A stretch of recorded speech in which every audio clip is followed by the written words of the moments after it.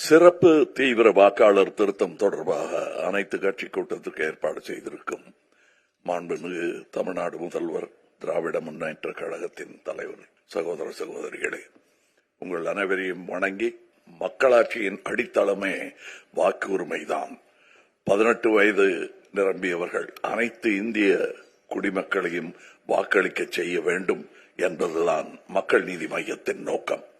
எனவே தகுதியுள்ள ஒருவரின் பெயர் கூட வாக்காளர் பட்டியலிலிருந்து விடுபட்டு விடக்கூடாது.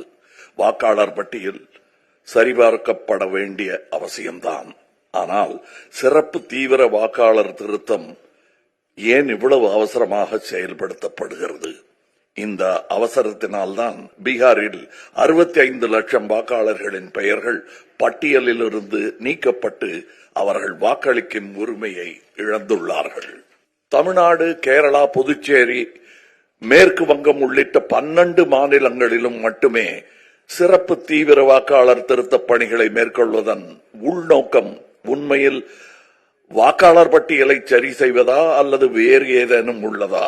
இந்திய தேர்தல் ஆணையத்தின் மீதான நம்பிக்கை வரலாற்றில் இல்லாத அளவுக்கு குறைந்துவிட்டது. கர்நாடகா, மகாராஷ்டிராவில் வாக்கு திருட்டு சம்பவங்கள் தொடர்பாக எழுந்த நியாயமான சந்தேகங்கள் இதுவரை தீர்க்கப்படவில்லை. வாக்குச்சாவடிகளில் பதிவு செய்யப்பட்ட CCTV காட்சிகள் வெளியிடப்படுவதில் ஏன் தயக்கம்?